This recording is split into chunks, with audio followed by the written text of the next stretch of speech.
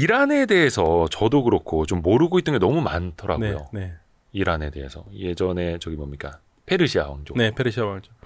그 정도. 그리고 서울에 테헤란로가 있다는 거. 그 정도만 알지 사실 우리가 이란에 대해서 얼마나 고민을 해봤나? 라는 그래서 좀 이란에 대해서 좀 여쭤보려고 하는데요. 네. 일단 이란 사람들이 한국에 대한 인식이나 감정은 어떻게 갖고 있을까요? 이란 사람들이 한국을 어마어마하게 좋아했죠. 옛날에 대장금 드라마. 대장금과 주몽 때문에. 그게 드라마 시청률 막 90몇 % 네, 나왔었다고. 그래서 대장금이 90%까지 나왔었던 걸로 알고 있거든요. 예. 그 당시에 이란의 국영 TV 사장이 뭐라고 그랬냐면요. 농담이긴 하지만 대장금 시청률이 90%인데 나머지 10%는 뭐냐? TV 안 보는 사람들이다. 그러니까 TV를 보는 사람들은 다 봤다. 다 본다. 대장금.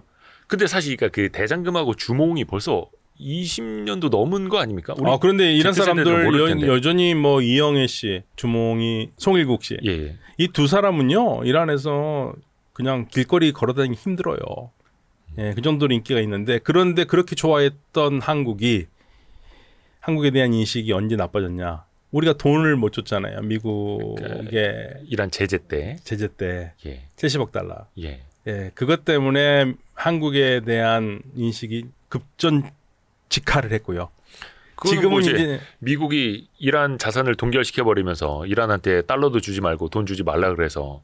근데 이제 그거는 통장에다 묶어놨던 거잖아요. 그건 우리 얘기고 못 받는 쪽에서는 말이 안 된다고 생각하는 거예요. 어떻게 해서든지 노력을 좀 해야 되는 거 아니냐. 근데 제가 알기로는 그 이후에도 우리는 이란 원유를 사서 썼고 네. 그 통장에다 계속 돈을 넣어줬잖아요. 니네가 가져가진 못하지만 우리가 원유 필요하니까 여기다 넣어줄게. 그래서 이란의 원유를 수입하는 것도 미국한테 오케이는 받았었고. 그래서 이제 지금은 돈을 다 줬잖아요. 예. 어쨌든 우리 손 그 중간에 한번 풀렸죠 미국이. 예, 우리 손을 풀어줬죠. 다 떠났습니다. 예. 그러니까 우리는 이제 더 이상 부채는 없어요. 그래서 지금 이란과 한국 관계는 괜찮은 관계예요. 이란도 한국과 계속 뭔가를 하고 싶어하고 우리도 이란과 굳이 나쁘게 지낼 필요도 없는 거고. 그래서 지금 상황은 괜찮아요. 그러니까 굉장히 좋았다가 나빴다가 지금은 다시 좋아지는 상태. 예, 그런 상태로 가고 있고요. 괜찮은 상황이죠 현재로서는. 특히 뭐 더 이상 뭐 돌발 변수가 있지 않는 한. 또 우리나라 그 서울의 테헤란로 이름이 생긴 게 1977년. 77년. 서울하고 이제 테헤란하고 이제 자매 도시. 근데 사실은요. 네. 그게 우리가 다들 자매 도시라고 생각을 했는데 사실 자매 도시는 아니에요. 그래요? 네. 그 당시에 그 테헤란 시장이 한국 서울을 방문했는데 예. 그때만 해도 우리가 사실 이란한테 꿀리는 나라입니다. 70년대. 그럼요. 우리가 이란보다 훨씬 못 사는 나라입니다. 우리가 필리핀보다 못 산 거 아세요? 맞아요. 예. 그래서 70년대에 제가 그 조선일보에서 처음으로 특파원을 필리핀으로 보냈대요.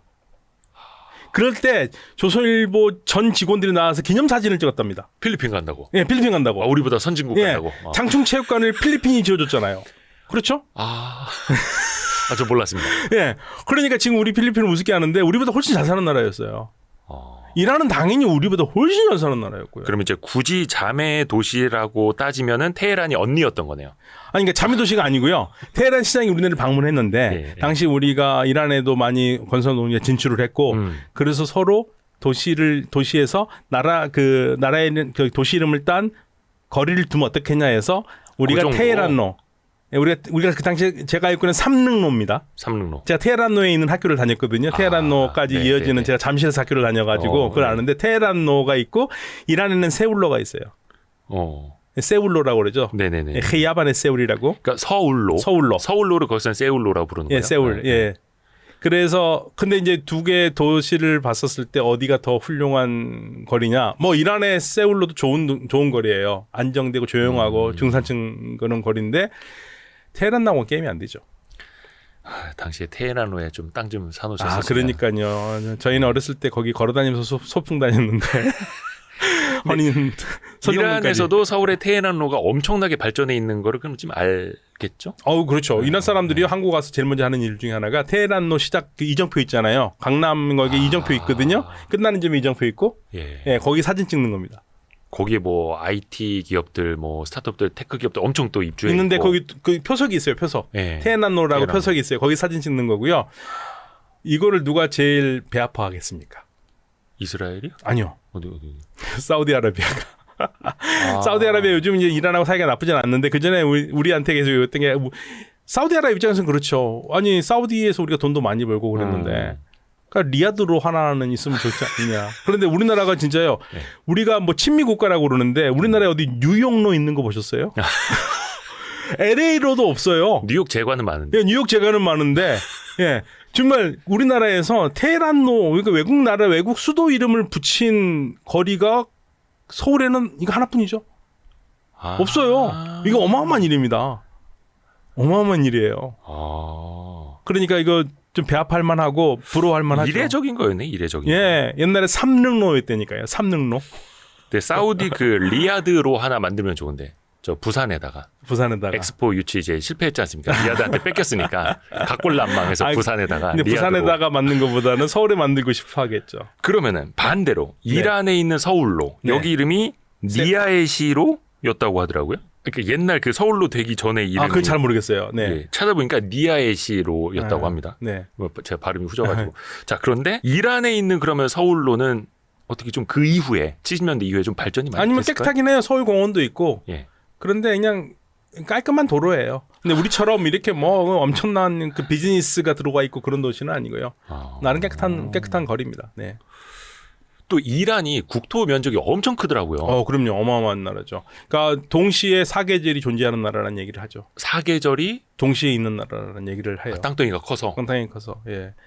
그 중동 지역에서 보니까 사우디 다음으로 크더라고요. 땅덩이가. 예, 근데 사우디 다음으로 크지만 사우디가 사실은 거의 90%는 모슬 그 사막이잖아요. 사막. 예, 그러니까 사우디 땅은 10% 정도만 사람이 살 수 있는 곳이고 이란도 물론 사막이 큰 사막이 두 개 있습니다만은 그래도 이란의 이 기후는요. 이란의 북쪽은 꼭 우리나라 같아요. 예. 산림도 우거지고. 예. 그런데 이제 남쪽으로 내려갈수록 덥고 좀 그렇죠. 그러면은 이란 땅이 상대적으로 사우디보다 더 비옥한 거네요. 쓸 땅이 더 많죠. 사우디보다는 훨씬 많죠. 네. 땅덩어리도 크고. 네. 그러니까 그 GDP도 보니까 사우디, 터키 이어서 중동 국가 중에서 3위. 근데 이제 GDP는 많이 떨어질 겁니다. 왜냐면 제재 때문에요. 제재 때문에 그렇고 그다음에 사실은 달러의 영향도 크고요.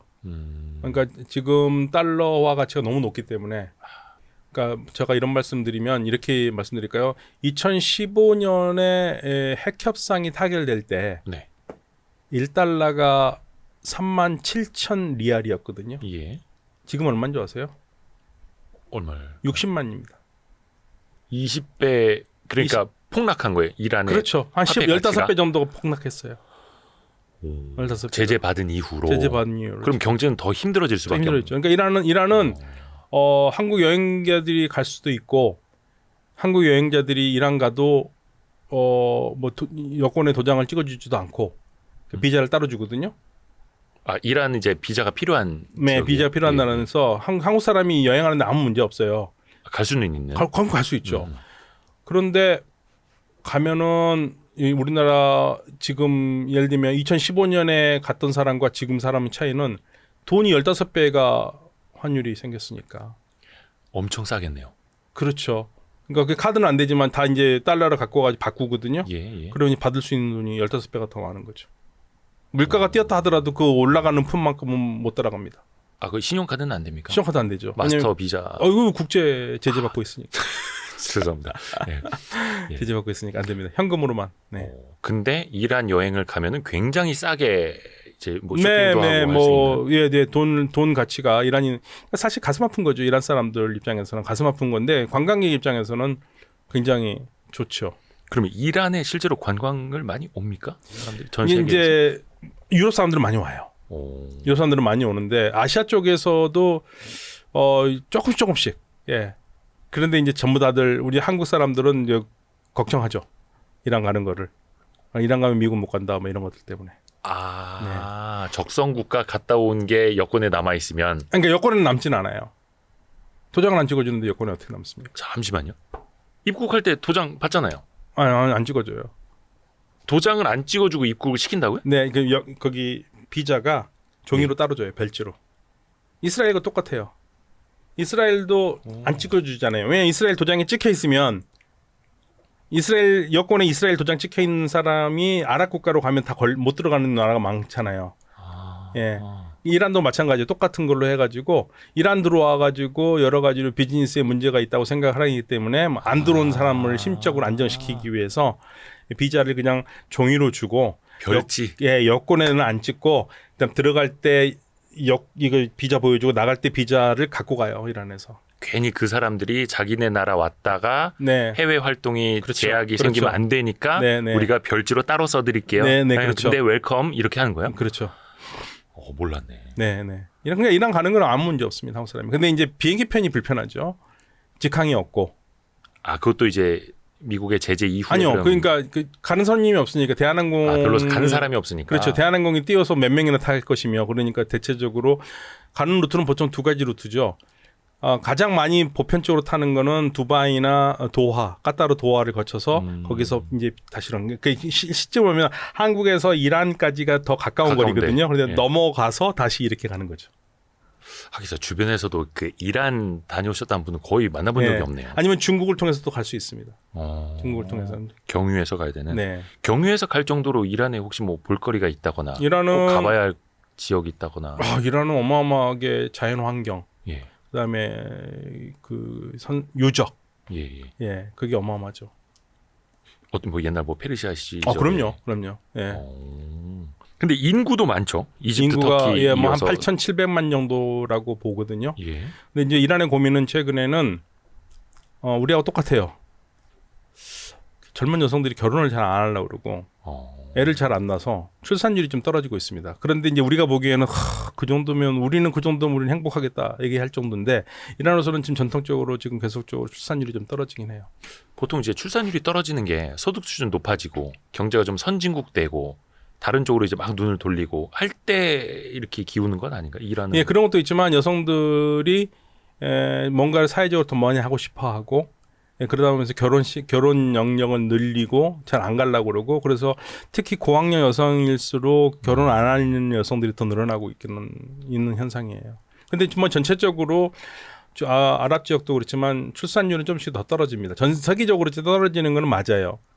예, 그런데 이란이 이 정부가 좀 걱정하고 있는 부분이 출산율이 좀 예전 같지 않다 걱정하고 있죠.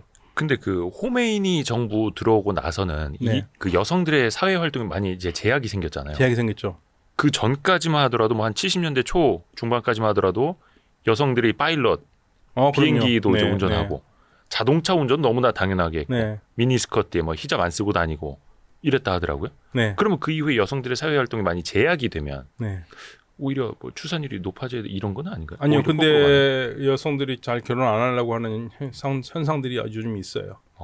예, 그러니까 왜 이제 결혼 안 하려고 그러냐면 교육 수준이 높아지잖아요. 예. 교육 수준이 높아지면은 자유에 대한 가치를 두게 되죠. 그러니까 예를 들면 이런 거예요. 지금 한 예를 드릴게요. 제가 알고 있는 이란 여성은 30대가 넘었는데 결혼을 안 해요. 그래서 왜 결혼을 안 하냐고 그랬더니 결혼을 하면 결혼 전에 이란 여성들은 많은 무슬림 국가들이 그런데 결혼 전에 제 딸아이가 제가 만약 이란 사람이고 제 딸아이가 이란이잖아요. 그러면 내 딸아이가 외국에 나갈 때는 아빠 허락 없이 못 나갑니다. 결혼 전에는 아빠가 허락을 해줘야 돼요. 근데 30살 넘으면 괜찮아요. 예. 그런데 결혼을 하잖아요. 그럼 누가 허락해야 됩니까? 남편이 허락해야 돼요. 그게 싫어요. 근데 나갈 수는 있는 건데 남편이 허락을 해줘야 되는 거. 그게 무슨 어떤 뭐 문서로 받아야 되는 거예요? 네. 그래 이 후견인 제도거든요. 그래서 만약에 예를 들면은 아랍 국가들도 그런 경우가 많은데 제가 아내하고 싸웠다. 근데 아내가 나 싫다고 어디 나갈 수 있잖아요. 그럼 제가 인천공에 전화해가지고 나가는 거 막아주세요. 그럼 막아요. 출국 금지가 그냥 가족 내에서도 되는 거예요? 이루어져요. 그런 부분들이 지금 아랍 국가들도 그렇고 무슬림 국가들이 아직까지 그런 게 꽤 있어요. 그게 어떤 이제 여성의 인권이 물론 이것도 이란이 79년 이후에 바뀐 거겠네요. 그래서 사실은 그런 경우가 있는데 결혼해가지고 예를 들면은요 남편과 별거 상태에 있는 여성들이 있잖아요. 그래서 이제 남편은 이란에 살고 아내는 외국에 살고 있었어요. 근데 아내가 별거 상태에서 이란에 있는 가족을 보고 가고 싶죠. 그런데 들어갔다가 못 나올 수도 있습니다. 남편이 못 나가게 출국 금지 네. 걸어버리면. 네.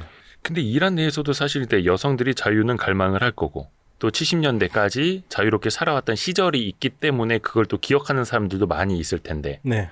근데 거기에서 거역을 했다가는 또 지금 이란의 정부가 굉장히 또 강경하게 제압을 시켜버리고. 그러니까 이제 이번에 페제시키안 새로운 개혁파 대통령이 된 거는 거기에 대한 새로운 희망을 보게 되는 거죠.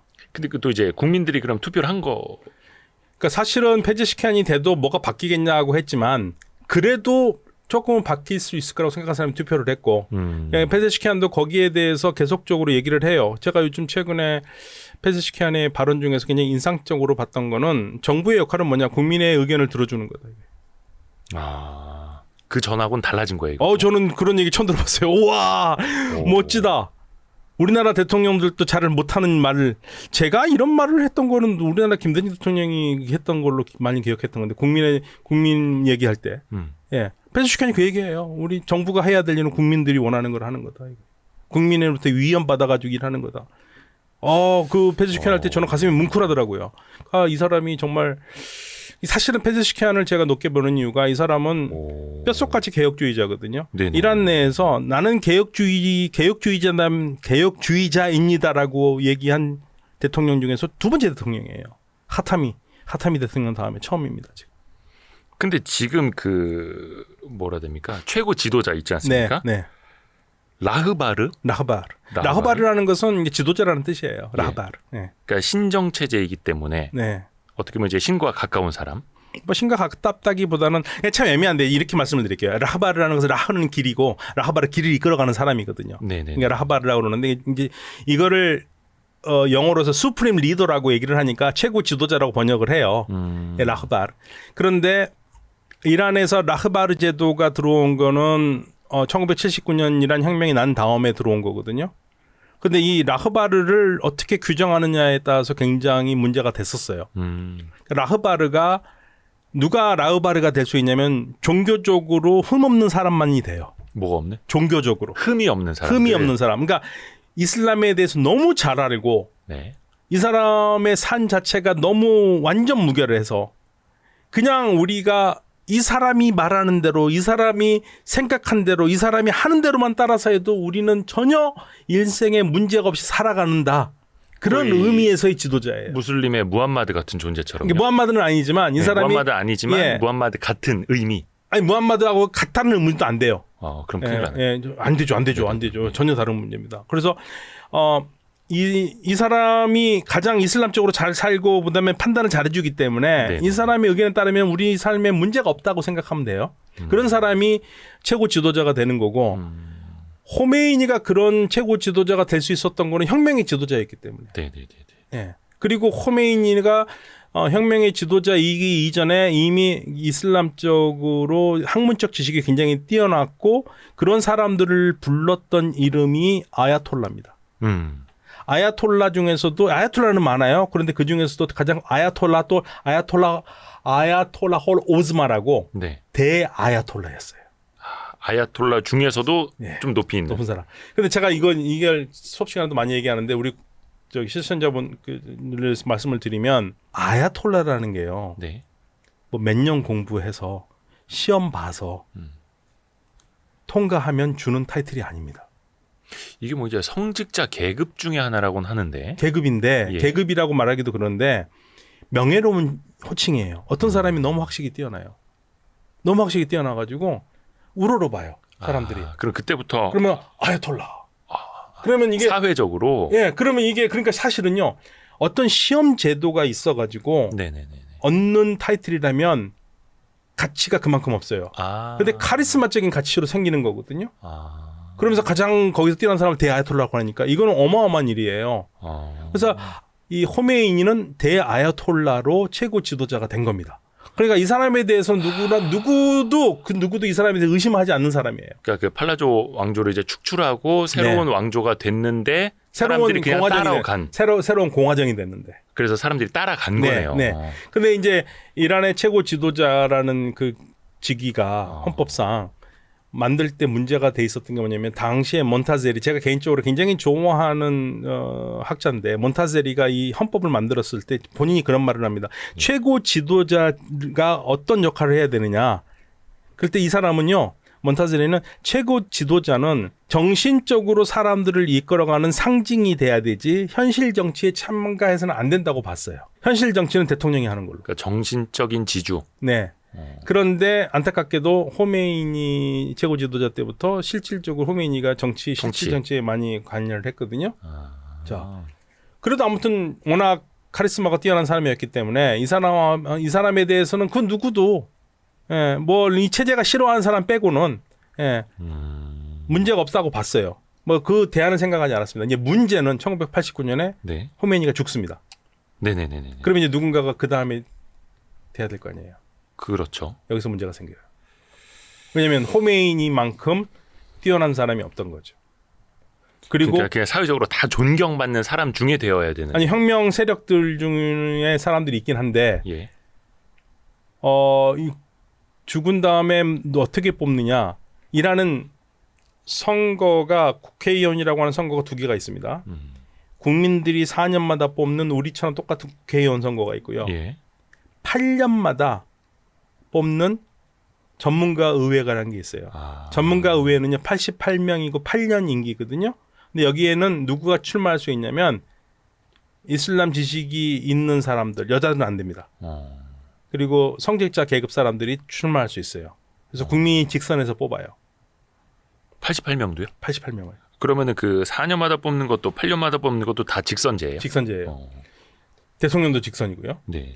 자, 그러면 이 전문가 의회 88명이 8년 임기에 88명이 뽑는 가장 중요한 역할이 뭐냐? 최고 지도자를 탄핵하거나 선출할 수 있어요. 그 호메이니가 죽은 다음에 이 사람들이 선출한 게 지금의 최고 지도자인 하메네이입니다. 그러니까 88명의. 네, 그 당시에는 이제 88명이 아니라 86명이었을 거예요. 근데 좀 늘어나네. 88명. 네, 지금 80명. 근데 그들의 국회의원들이 뽑는 게 라흐바르 최고 성직자 의회, 성직자 의회에서. 성직자 의회에서 뽑는 최고 거네요? 지도자는 이슬람 지식이 뛰어난 성직자여야 돼요. 자, 근데 문제는 뭐냐면 하메네이가 그는 뽑혔었을 때 호메이니처럼 대아야톨라거나 아야톨라였느냐? 아니었거든요. 아니었어요. 그러니까 지금의 이란 최고 지도자인 성직자 계급의 가장 최고 지도자인 알리 하메네이가 사실은 대통령 출신이었고요. 예. 최고 지도자로 뽑힐 때 이분의 종교적인 학식 능력이 아야톨라가 아니었어요. 아야톨라가 아니었어요. 그게 종교인이기보다 성직자라기보다는 정치인이었던 거네요. 이게 성직자는 성직자인데 네. 종교적인 지식이나 이런 것들이 아야톨라급이 아니었다고요. 그리고 우리가 보통 호자톨 레슬람이라고 부르거든요. 호자톨 레슬람은 지금 한 이란에 한 10만 명 됩니다. 예. 근데 그날 호자톨 레슬람이었어요. 그래서 이게 사실은 하메네이 최고 지도자의 가장 약점이었어요. 그 최고 지도자가 됐는데 최고 지도자라면 누군가 우러러 보고 이슬람에 대해서 모든 걸 다 대표해줄 수 있고 그러한 강력한 카리스마에다가 능력이 있어야 되는데 그러려면 최소한 아야톨라는 돼야 되는데 아야톨라도 아니었어요. 호자톨 레슬람이라고 그 아래 단계였거든요. 예, 그러니까 사실은 그 부분이 가장 약점이었죠. 그래서 더 막 힘으로 정치하고 힘으로 통치하려고 했었을까요? 뭐 힘으로 하려기보다는 혁명수비대를 많이 이용했죠. 네네. 그래서 그 부분이 약점이었고, 근데 지금 이제 시간이 하도 많이 지나니까 지금 아야톨라라고 부르는데 지금도 사실 하메네이 최고 지도자를 아야톨라로 부르지 않는 사람들 많아요. 있어요. 네, 그러니까 공식적으로는 아야톨라입니다. 네. 길을 이끄는 사람, 라흐바르지만 국가 원수지만 아야톨라로는 보지 않는다. 보지 않았죠. 아니었죠. 종교적으로는 좀 아직까지는 그래. 그렇죠. 뭐 이렇게. 그래서 그때 그랬었어요. 그러니까 그냥 대통령 위에 있는 통치자 그 정도. 네네네, 그랬었어요. 그러니까 대통령은 누구나 다 할 수 있거든요. 그런데 최고 지도자는 성직자만 가능한 겁니다. 신학교에서 공부한 사람만 가능해요. 그러면 지금 이제 알리 하메네이가 어찌 됐든 간에 이란의 국가 원수죠. 네, 그렇죠. 근데 이분이 그러면은 종신입니까? 돌아가실 때까지 하는 거예요? 네네네. 1939년 토끼띠입니다. 39년생. 그러니까 나이는 많으세요? 네, 토끼띠. 토끼띠. 저는 그렇게 애우는 게 빠르더라고요. 항상 그래서 39년 토끼띠. 이란에서 띠를 아니요, 제가. 제가 애우기 좋아서. 그러면 알리 하메네이가 만약에 이제 돌아가시고 나면 이분도 대통령 출신이니까 현재 그런 개혁파 대통령이 또 최고 지도자가 될 수도 있는 거네요. 아니요, 페제슈키안은 성직자가 아니잖아요. 성직자만 가능하다니까요. 그러면은 나중에 그 성직자가 누가 되느냐, 약간 오픈 마인드냐, 폐쇄적인 사람이냐에 따라서 그럼 또 이란의 앞으로의 문화나 이것도 운명도 달라지는 거예요. 달라지는 거죠. 그래서 사실은 이란의 특히 이제 반정부 세력도 그렇고 뭐 이란 내에서는 그런 말은 못하지만 이란이 가지고 있는 헌법상 가장 큰 문제는 최고 지도자의 종신 임기를 어떻게 해서든지 제어를 해야 되지 않느냐. 그러니까 예를 들면은 지금 가능해요? 어떻게? 그러니까 그런 얘기를 하는 거예요. 그 종신 왕정을 없애고 공화정을 세웠는데 최고 지도자는 여전히 종신 아니냐. 그러면 왕정과 뭐가 달라지는 게 그렇죠, 있냐라는 얘기를 하는 사람들도 있어요. 예. 그래서 최고 지도자의 임기 문제를 얘기할 수밖에 없는 상황이 언젠가는 올 것이라고 얘기를 하고 있고요. 그다음에 최고 지도자가 가지고 있는 여러 가지 헌법적 권위를 조금 내려놔야 되는 게 아니냐. 예, 왜냐하면 우리나라에서는 다 대통령이 국가 원수면서 대통령이 하는데 거기는 최고 대통령은 제2인자로서밖에 역할을 못하니까 예, 최고 지도자가 상징적인 존재가 아니라 실질적으로 정치 활동을 하고 있으니까 그 부분에 어떤 좀 제어가 있어야 되지 않느냐 그런 얘기들 많이 하고 있죠. 근데 그게 지금 이란 국민들이 직선제로 뽑은 대통령은 굉장히 개혁적이고 개혁적이죠. 약간 이제 그쪽 표현으로 이제 세속적일 수도 있겠지만 근데 미국과 사이좋게 가려고 하고. 네, 페제슈키안은 근데 세속적인 사람은 아니에요. 굉장히 종교적 지식이 뛰어난 사람입니다. 그러니까 그 사람한테 보수파가 말을 못해요.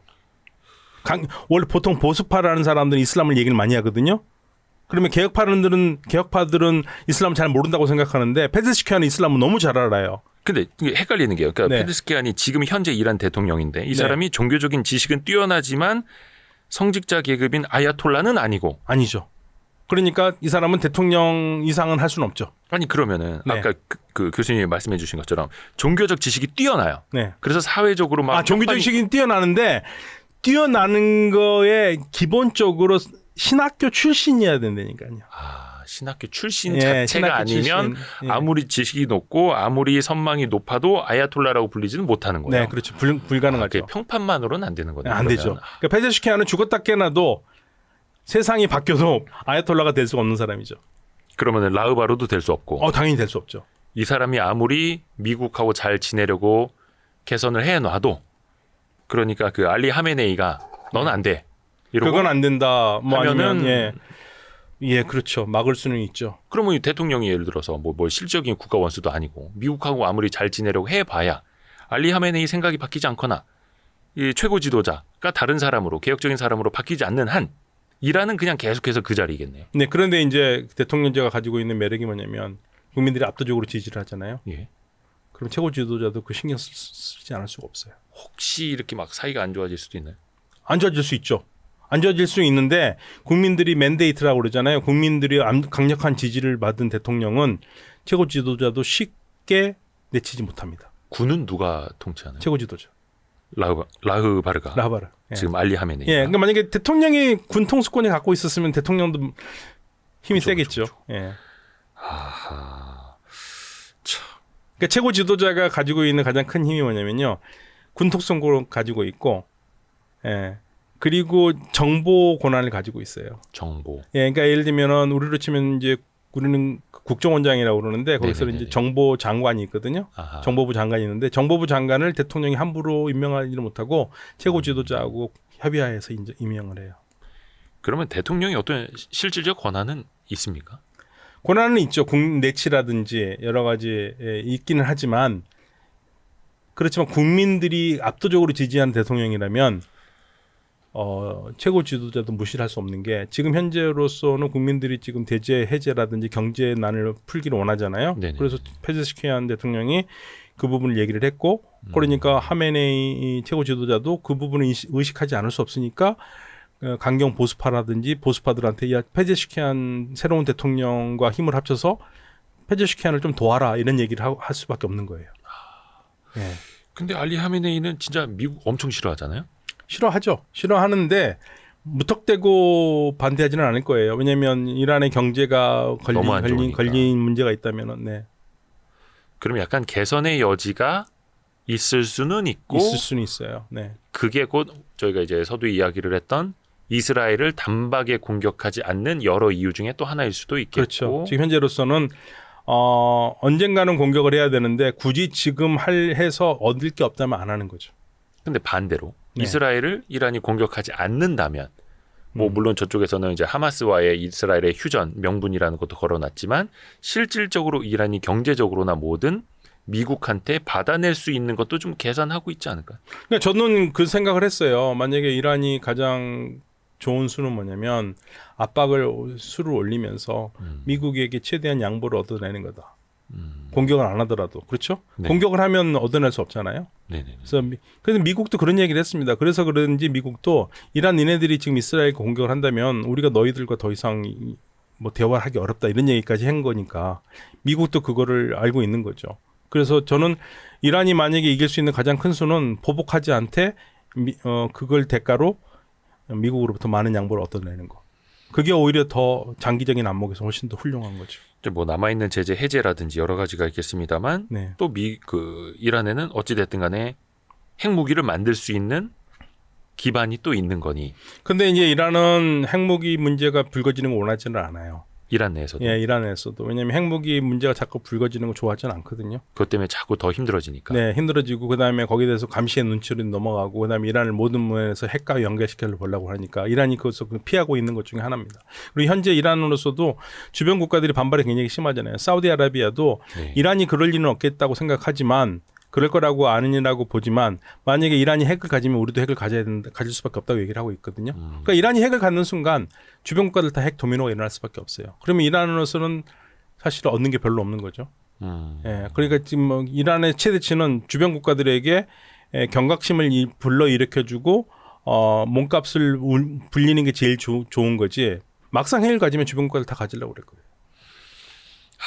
그걸 이제 지렛대로만 사용을 해야 되는데. 네. 그래서 이란도 그거를 충분히 인식하고 있기 때문에 2년 전에 외교장관이 분명히 지금은 세상을 떠난 압둘라히안도 그 얘기를 했어요. 우리가 그 핵을 갖는다라는 게 실익이 없다. 네.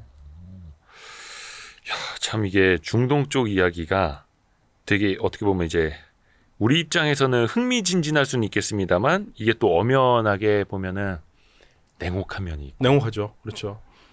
우리도 냉혹한 싸움에 들어와 있는 겁니다. 경제적으로. 우리도요? 그렇죠. 예. 우리도 그 누구 편을 참 애매하죠. 그러니까 이스라엘과의 관계도 우리에게 중요하지만 중동과의 관계도 굉장히 중요하잖아요. 어쩌면 더 중요하거든요. 경제적으로는요. 예, 경제적으로는 더 중요하고. 그런데 또 이스라엘을 무시할 수 없는 게 또 미국과의 관계 속에서. 그러니까 우리가 굉장히 전략적인 사고를 해야 되는 시점에 와 있는 거예요. 실질적으로 지금 현재. 예. 그렇다고 우리가 이란을 무시할 수는 없는 거거든요. 이란이 우리하고 이란은 반미고 우리가 친미라고 그래가지고 그럼 너는 반미니까 나는 반미하고 못 놀고 그렇게 할 수 있는 건 아니거든요. 그렇죠. 예, 그래서 전략적 사고가 굉장히 필요한 거고 우리 외교부가 그래서 지금 굉장히 머리를 많이 쓰고 있어요. 외교부가. 사실 이스라엘도 지금 한국에 대해서 불만이 많아요. 왜 이란하고 저 계속 그거는 뭐 교류하느냐. 아주 오래된 불만이고요. 이란과의 불만은 오래된 불만이고 이스라엘이 최근에 우리에 대한 불만은 우리가 너무 좀 친팔레스타인적인 행보를 취했다. 거기에 대해서 불만이 많은 거죠. 이게 이스라엘이 깜짝 놀란 거예요. 사실은 한국과 일본에 대해서 깜짝 놀랐습니다. 이번에. 네, 한국과 일본은 적어도 한국이 저러지 않을 것 같았는데 그래서 사실 팔레스타인 사람들이 한국을 되게 좋아합니다. 요즘. 약간 우리 입장에서는 그러면은 너무 또 이제 이스라엘 편을 들어주는 것보다 약간 좀 저쪽이 긴장감을 갖게끔 해서 다원화를 가져가는 게 우리 입장에서는 더 유리한 걸까요? 그러니까 우리는 사실은 뭐 인도적인 입장, 그다음에 인권의 입장에서 판단할 수밖에 없는 거고 제일 처음에 전쟁이 났었을 때 우리가 휴전안에 기권을 했던 거 가장 큰 이유는 제가 외교부에서 들은 얘기는 팔레스타인 사람 봤을 때는 휴전이 맞는데 우리가 기권을 했거든요. 처음에는. 네네네. 근데 왜 그랬냐면 그런 얘기가 있었다고 그러더라고요. 안에서 토론을 했는데 네. 다른 거 다 떠나서 아무튼 이스라엘이 기습 공격을 받지 않았느냐. 근데 기습 공격을 받은 나라에 반대하는 입장이라면 만약에 우리가 똑같은 일을 당했었을 때 우리가 국제사회에서 어떤 도움을 얻을 수 있겠느냐. 그래서 역지사지한 입장에서 이건 아니지 않느냐. 그래가지고 찬반이 팽팽했는데 기권을 했다고 그러더라고요. 예, 그러니까 이것도 전략적 사고예요. 저는 굉장히 훌륭하다고 봅니다. 예. 그냥 무조건 뭐 위에서 야 찬성해 반대해 하는 게 아니라 외교부의 나에서 토론을 통해서 나왔다는 건 굉장히 훌륭한 거죠. 그러니까 참 어렵기는 합니다만 네. 우리랑 거리도 떨어지고 합니다만 우리랑 또 경제적으로도 그렇고 밀접할 수밖에 없는 거고 여전히 우리는 또 이란의 원유가 다각화 측면에서 이란이 원유 좋아요. 예, 우리가 많이 또 사서 쓰죠. 예, 경질료 되게 좋습니다. 예. 그래서 그 많은 미국의 제재가 있었을 때도 우리는 이란의 원유를 사서 쓰게끔 또 미국을 설득했던 거고요. 네. 경제적으로도 생각을 해야 될 테고.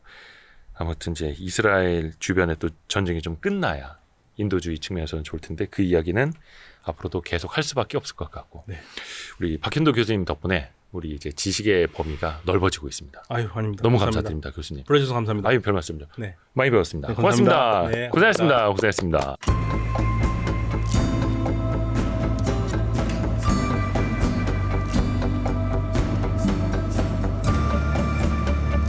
시장에 빠지면 원래 했던 것보다 더 빠진다라고 알고 있는데 사실은 안 그래요. 본인들이 퍼나 PBR 계산은 잘못했던 거예요. 너무 쓸데없는 정보들을 많이 알려고 하죠. 오랫동안 움직이지 않았던 기업들은 공통적으로 나밖에 없을 가능성이 높아요. 그러다 갑자기 땡기면 세상의 모든 걸 나 혼자 다 가져가요. 중요한 건 100배 오를 동안 돈 번 사람이 여의도에 단 한 명도 없다는 놀라운 사실입니다. 이 주식은 원래 그래. 끝이었어요, 진짜로.